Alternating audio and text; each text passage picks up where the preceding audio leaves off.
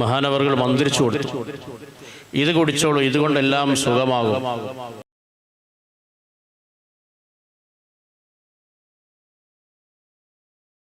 മഹാനായ ഖുത്ബുൽ ആലം സിയം വലിയുല്ലാഹി ഖദ്ദസുല്ലാഹു സിർറുൽ അസീസ് മഹാനവറുകൾ ജീവിതകാലത്ത് ബന്ധപ്പെട്ടവർക്ക് മുഴുവൻ അവിടുത്തെ ഒരുപാട് അനുഭവങ്ങളും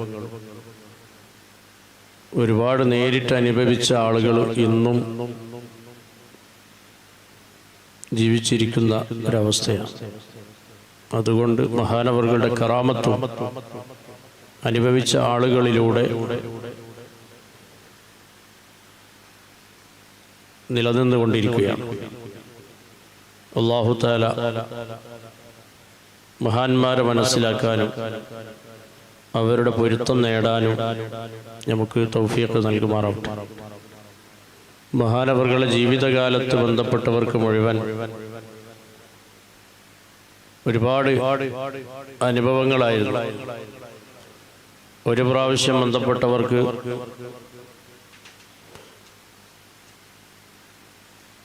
ഒരുപാട് അനുഭവങ്ങൾ പറയാനുള്ള ഒരവസ്ഥയായിരുന്നു സീമുല്ലാഹി മഹാനവറുകളുടെ. മറ്റുള്ളവരിൽ ഏതെങ്കിലും ഒരു വിഷയത്തിന് മഹാനവറുകളെ സംബന്ധിച്ചാൽ, മഹാനവറുകളെ സമീപിച്ചാൽ അതിനൊക്കെ പരിഹാരവുമായിരുന്നു സീമുല്ലാഹി മഹാനവറുകൾ. നമ്മൾ സാധാരണ പറയാറുണ്ട്, രോഗങ്ങളുടെ വിഷയത്തിന് വേണ്ടി മഹാനവറുകളെ സമീപിക്കുമ്പോൾ ഡോക്ടർമാർ കൈയൊഴിഞ്ഞ കേസുകൾ വരെ മഹാനവറുകളിലൂടെ ഒരൊറ്റ വാക്കിലൂടെ അത് സുഖപ്പെടുന്ന ഒരവസ്ഥയായിരുന്നു. കമ്മരീദിൻ ഖദ് അതാഹു കാമിലു ശിഫാബിക്കും ലൈസ ബിൽ ഇലാജി ബൽ ബിൽ ഖൗലി യാ മുദവൂർ വലി. നമ്മൾ ചൊല്ലിയ തവസ്സുൽ ബൈത്തിൽ നമുക്ക് അറിയാം.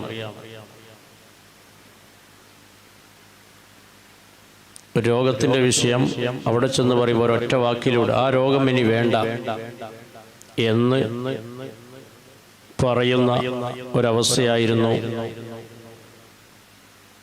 സിയം വലിയുല്ലാഹി മഹാനവറുകളുടെ ജീവിതകാലത്ത് നടന്നു വന്നിരുന്നത്. അതിന് ആ ഒരവസ്ഥ വഫാത്തിൻ്റെ ശേഷവും കണ്ടുകൊണ്ടിരിക്കുകയാണ്.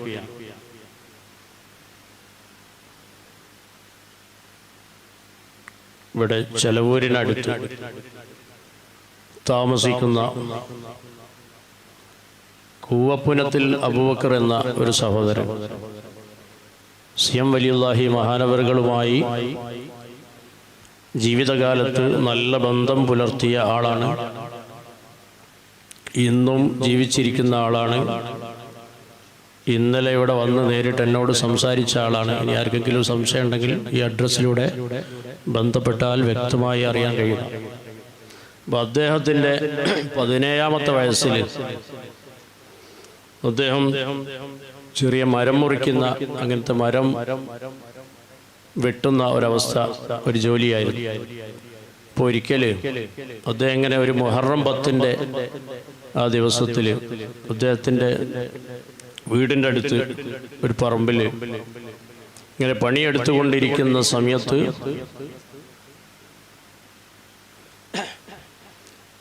ഒരു തെങ്ങിലേക്ക് ഒരു ഉടുമ്പ് കയറി, അഥവാ ഒരു നായ ഒരു ഉടുമ്പിനെ ഓടിച്ചു.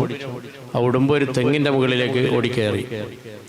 അപ്പോൾ ഇദ്ദേഹം ആവേശത്തിൽ ഉടുമ്പിനെ പിടിക്കാൻ വേണ്ടി തെങ്ങിലേക്ക് ഇദ്ദേഹം കയറി. അദ്ദേഹം പറയാണ്, പിന്നീടാണ് അതിൻ്റെ ഭവിഷ്യത്ത് ഞാൻ ആലോചിച്ചത്.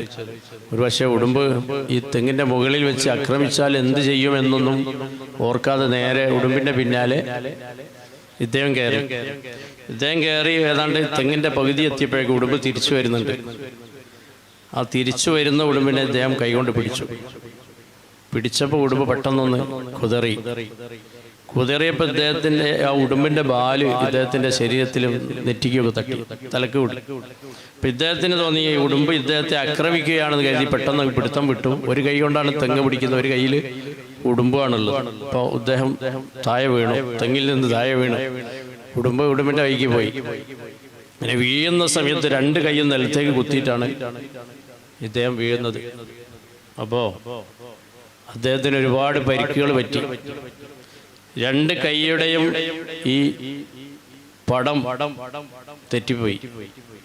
ഇവിടെ അളക്ക് തെറ്റിയെന്നാണ് അദ്ദേഹത്തിൻ്റെ ഭാഷയിൽ.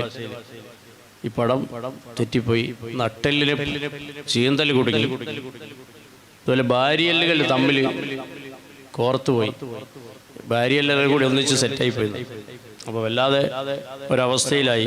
അങ്ങനെ ചെലവൂരായതുകൊണ്ട് അവിടുന്ന് പെട്ടെന്ന് അവിടെ മർമ്മ ചികിത്സ നടക്കുന്ന സ്ഥലമുണ്ട്.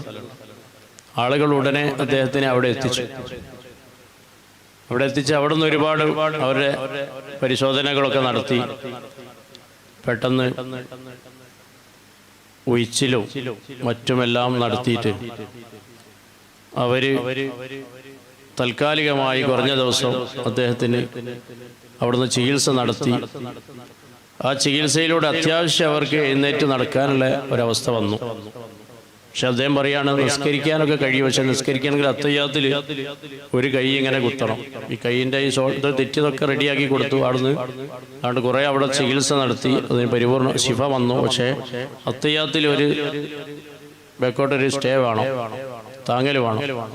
ഭക്ഷണം കഴിക്കുകയാണെങ്കിൽ അന്ന് പഴയകാലത്ത് ഡൈനിങ് ടേബിളും കസേരയൊന്നും ഇല്ലാതെ പലയുടെ മുകളിൽ ചെറിയ പലയിലെ മുകളിലിരുന്ന് ഭക്ഷണം കഴിക്കുന്നതാണ്.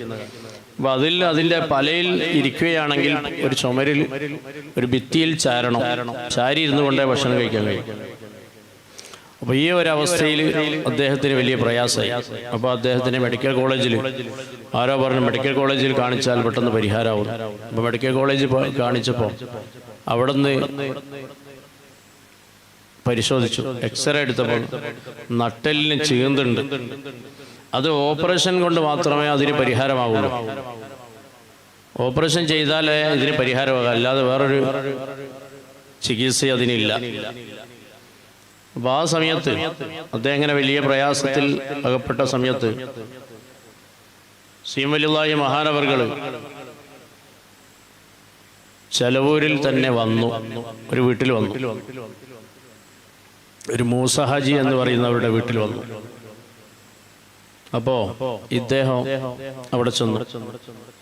നടക്കാനൊക്കെ കഴിയുന്നുണ്ട്, മറ്റ് കുറഞ്ഞ കാര്യങ്ങൾക്ക് പ്രയാസം തന്നെ ഉണ്ട്. പക്ഷെ അതിന് പരിശോധനയിൽ മനസ്സിലാകുന്നത് നട്ടെല്ലിന് ചീന്ത് വന്നിട്ടുണ്ട്. അപ്പോൾ അത് ഓപ്പറേഷനെ പരിഹാരമുള്ളൂ. അപ്പോൾ സീമലുള്ളാഹിയുടെ അടുക്കൽ ചെന്നു. അവിടെ ഒരു മൂസ ഹാജിയുടെ വീട്ടിൽ സീമലുള്ളാഹി മഹാനവറുകൾ വന്നു. അപ്പോൾ അവിടെ ചെന്ന സമയത്ത് ഇദ്ദേഹത്തെ സീമലുള്ളാഹി കണ്ടപ്പോൾ വിളിച്ചു, നിങ്ങൾ എന്ത് പറയാനാണ് വന്നതെന്ന് ചോദിച്ചു. ഞാനിങ്ങനെ തെങ്ങന്ന് വീണ് വലിയ പരിക്ക് പറ്റി, അൽഹംദുലില്ലാഹ് അങ്ങനെ എഴുന്നേറ്റ് നടക്കാൻ കഴിയുന്നുണ്ട്. വലിയ ക്ഷീണമാണ് എൻ്റെ കാര്യം, നിസ്കാരത്തിൻ്റെ കാര്യവും ഭക്ഷണം കഴിക്കുന്ന കാര്യവും മറ്റ് കാര്യങ്ങൾക്കൊക്കെ പ്രയാസമാണ്. അതിനൊരു പരിഹാരമാണ്, അതിനു വേണ്ടിയാണ് വന്നത്. അപ്പോൾ സീമലുള്ളാഹി മഹാനവറുകൾ പറഞ്ഞു, ഒരു ഗ്ലാസ് വെള്ളം എടുത്തു കൊണ്ടുവരുമെന്ന്. അപ്പോൾ വെള്ളം എടുത്തു കൊണ്ടുവന്നു. മഹാനവറുകൾ മന്ത്രിച്ചു കൊടുത്തു, ഇത് കുടിച്ചോളൂ, ഇതുകൊണ്ടെല്ലാം സുഖമാകും, ഇതുകൊണ്ടെല്ലാം സുഖപ്പെടും, ഈ വെള്ളം കുടിച്ചോളൂ എന്ന് പറഞ്ഞു. അങ്ങനെ അദ്ദേഹം ആ വെള്ളം കുടിച്ചു. ആ സമയത്ത് അദ്ദേഹം പറയാണ്, 1.5 കിലോ ഭാരം കയ്യിൽ പിടിക്കുക. അവിടെ നിന്ന് അങ്ങോട്ട് 2 കിലോ പിടിച്ചാലും ശരീരമാസകലം വേദനയും നട്ടെല്ല് വേദനയും അങ്ങനത്തെ വല്ലാതെ പ്രയാസമായിരുന്നു. അപ്പോൾ അവിടെ നിന്ന് സീമലുള്ളാഹിൻ്റെ അടുക്കൽ വെള്ളമൊക്കെ കുടിച്ച് അതിൻ്റെ ശേഷം എന്തായി, നല്ല ആരോഗ്യവാനായി. അദ്ദേഹം പറയാണ്, ഒരുപാട് മരങ്ങൾ, അന്നത്തെ റാളിയാണ് അന്നത്തെ വാഹനം, റാളിയിൽ കയറ്റി ചെലവൂരിൽ നിന്ന് കുന്നമംഗലം വരെയൊക്കെ എന്തായിട്ടുണ്ട്, ഉപരി സ്വന്തമായി റാളി വലിച്ചിട്ടുണ്ട്. പിന്നെ ആരോഗ്യം വരികയാണ്. ഈ ഓപ്പറേഷനോ മറ്റൊന്നും കൂടാതെ അത് അങ്ങോട്ട് എന്താകാണ്, ആ പൊട്ടും ചീന്തും ഒക്കെ സുഖപ്പെട്ടൊരവസ്ഥയാകുകയാണ്. എന്നിട്ട് മാത്രമല്ല, അദ്ദേഹം പറയുന്നുണ്ട്, അദ്ദേഹത്തെ ഒരു ചെറിയ ചുമട്ട് ജോലി ഉണ്ടായിരുന്നു. ബത്തേരിയിൽ നിന്ന് ഒരു ബസ്സിൻ്റെ മുകളിൽ ഒരുപാട് ആൾക്കാരിങ്ങനെ ഈ ചുമട്ട് തൊഴിലാളികൾ ലോഡ് കയറ്റുന്നുണ്ട്. ഒരു ബസ് അവിടെ വന്നിട്ട് ലൈൻ നേരെ വരുന്ന ബസ്സാണ്. അപ്പോൾ കുറഞ്ഞ ടൈമേ അവിടെ നിർത്തുള്ളൂ. അപ്പോൾ ബസ് നിർത്തി ആളെ ഇറക്കി അവിടെ നിന്ന് എടുക്കുമ്പോഴേക്ക് ഈ ലോഡ് ഇതിൻ്റെ മേലെ കയറ്റണം. ഒരുപാട് ആളുകൾ ഇയാളോടൊന്ന് പിടിക്കുകയെന്ന് പറഞ്ഞാൽ ഇയാൾ പിടിക്കാൻ ഹെൽപ്പ് ചെയ്ത് കൊടുത്തപ്പോൾ ഇയാൾ തലയിലേക്ക് അങ്ങ് വെച്ചു കൊടുത്തത്. ഏതാണ്ട് വലിയ ചാക്കിൻ്റെ കെട്ട്, അയാൾ പറയുന്നത് 1.5 കിൻഡലൊക്കെ ഉണ്ട്, അത്രയും വലിയൊരു സാധനം. ഇയാൾ യാളെന്ന് പറഞ്ഞിട്ട് നേരെ കയറി ബസ്സിൻ്റെ പുറത്തിട്ട് എന്നാണ് അയാൾ മൂപ്പര് പറയുന്ന ഏറ്റവും വലിയൊരു സംഭവം അതാണ്. അതായത് ഈ നട്ടെല്ല് പൊട്ടി നട്ടെല്ലിന് ചേർന്ന് വന്ന ഞാൻ ഒരു ചികിത്സയില്ല, സീമൽദാൻ്റെ അടുത്ത് വന്നിട്ട് അവിടെ വെള്ളം വന്നിച്ച് എനിക്കെല്ലാം അങ്ങ് മാറിക്കോളൂ, ഇനി ഒരു പ്രശ്നം ഉണ്ടാവില്ല എന്ന് പറഞ്ഞ് എനിക്ക് എന്താക്കാൻ കഴിഞ്ഞിട്ടുണ്ട്.